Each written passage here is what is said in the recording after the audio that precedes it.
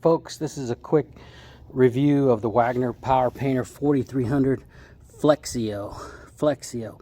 Comes with two types of painting compartments. This one you can put paint in, the gravity feed, and then you have a container here. I'll be reviewing the container here, this one that hooks up to the hose. This particular sprayer comes with a blower. It provides air to the gun, the paint gun, and then the paint gun blows out the paint. Now, one thing to know is that if you're using house paint, thick house paint, like I am on these boards right here, I found that I had to thin out the paint. It called for 2 cups of water per gallon for this particular paint that goes on these baseboards. If you don't thin it out, what it'll do is spit out little balls of paint, you know, that settle on the boards. And if you thin it out, then it'll kind of lay it out there just fine to where it's very doable. Now, about the gun, a few things here is I have it on the highest setting of 12 here to let out as much paint as possible. I also have this setting up here with the large arrow right up here, letting out as much paint as possible. You can see that the paint comes out this little end right here. You can see that I've been using it, and it's got a little buildup of paint. Occasionally, I just knock that off like this. Now, when I knocked it off, if you notice on the side of that vertical slit, on, you know, in that gap, that oval gap, you'll see that I just put paint in there.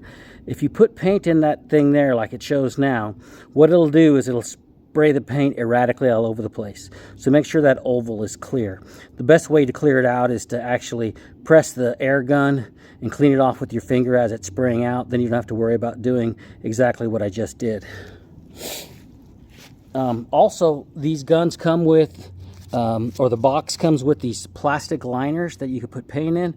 Those are really handy. You put those inside first and pour the paint in that. You can see the trigger gun here. It moves back and forth. It's all mechanical. If you put this to 12, then the trigger will move back all the way.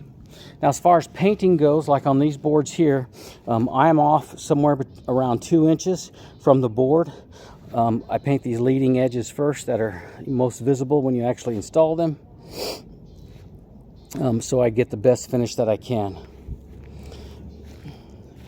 The pump here itself, it has one setting for the air. It's just on and off, and you can actually adjust your air here, I should say, rather.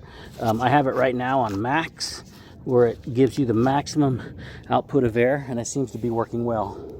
The kit also comes with this storage bag, and then of course here's those bags I was talking about that it came with that you can put inside of the cup, and then it comes with your gravity feed item there.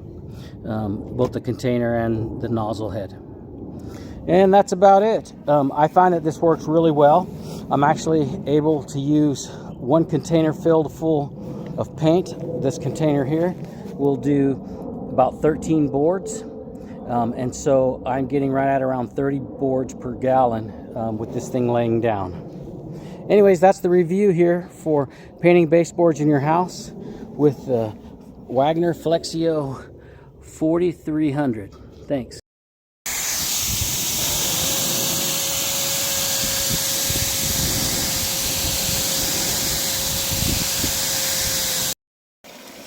There are just a few parts for cleanup. You have this very outside cap that I showed you. Then you have this little retainer here that goes on the nozzle here. This, and the nozzle just pops right into there. And those are the only parts. Very easy to clean and put together.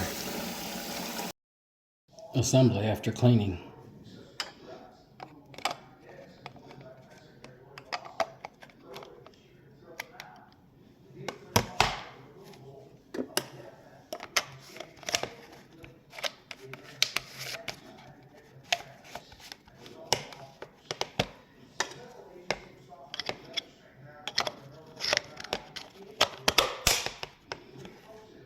Done.